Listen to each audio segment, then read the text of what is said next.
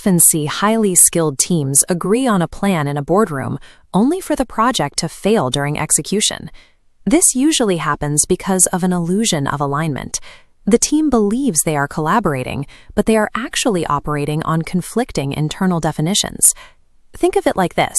A skyscraper cannot be built if every contractor on the site is using a tape measure with a different scale. One person's meter is shorter than the next, and nothing fits together. In business, words like quality, risk, or value are your tape measures. They are the units we use to determine if a project is on track. If a manager defines quality as speed of delivery, while an engineer defines it as a 0 mm variance, the organization is effectively using two different scales to measure the same outcome. Eliminating this ambiguity is the exact reason ISO standards are built with a specific, rigid structure. Without a shared, objective baseline, what looks like teamwork is actually just a series of misunderstandings waiting to reach a breaking point. Most organizations implementing ISO 9001 rush straight to the operational requirements. They want to start auditing processes and writing policies immediately, but they often skip the technical foundation. If we look at the structure of the standard itself, we find Clause 2, Normative References, or El-Moraja El-Qiyasiyya. Clause 2 is a gatekeeper. In international standards, a normative reference is not a suggested reading list, it is a mandatory technical dependency. This clause establishes that ISO 9001 cannot function as a standalone document. It depends entirely on ISO 9000:2015, the standard for fundamentals and vocabulary. ISO 9000 provides the precise audited definitions for every term used in the system.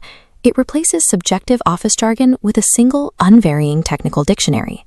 By adopting this document, an organization removes the ability for individuals to interpret requirements based on their own biases or past experiences.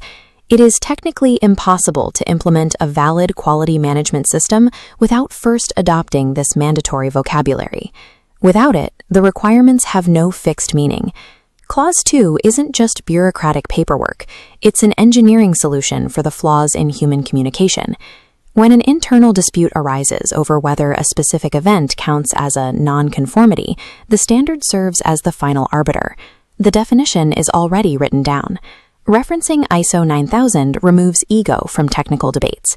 Decisions are based on the standard's definitions, not on who has the loudest voice in the room. This shared lexicon also standardizes training. Whether a team member is in a warehouse or the executive suite, they are being trained on the same conceptual framework. Standardizing how a team speaks is the most direct path to increasing the accuracy of how that team executes. Consider a multinational team designing a new vehicle.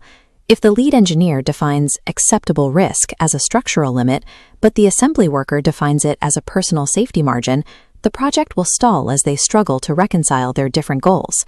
Using the ISO 9000 vocabulary synchronizes these different roles. It ensures that when risk is discussed, every department is looking at the same data points and using the same scale. This synchronization creates a direct link between a designer's intent and the machinist's execution.